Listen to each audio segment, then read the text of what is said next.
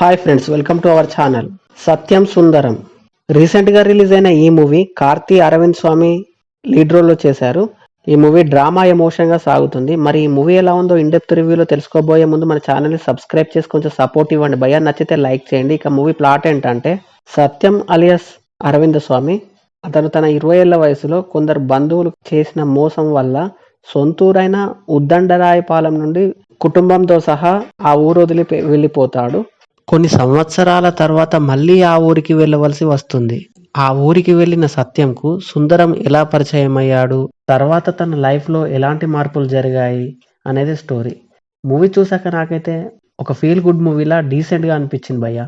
కథలో భావోద్వేగాలను సరైన విధంగా కనెక్ట్ చేయడంలో దర్శకుడు విజయం సాధించాడని చెప్పొచ్చు.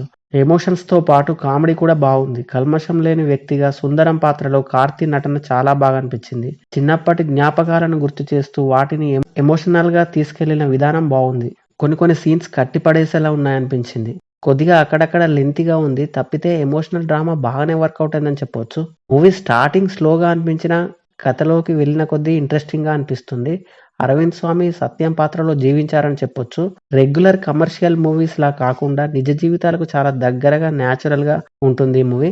యాక్షన్, డాన్స్ లాంటివేమీ ఉండవు. భావోద్వేగాల మధ్య సాగుతుంది. తెలుగు డబ్బింగ్ బాగుంది. బ్యాక్గ్రౌండ్ మ్యూజిక్ కూడా బాగుంది. బ్యాక్గ్రౌండ్ మ్యూజిక్ ఈ మూవీకి ప్లస్ గా చెప్పవచ్చు. సిచ్యువేషనల్ సాంగ్స్ బాగున్నాయి. విజువల్స్ అండ్ టెక్నికల్ గా బాగుంది. ఓవరాల్ గా ఒక డీసెంట్ మూవీగా చెప్పొచ్చు.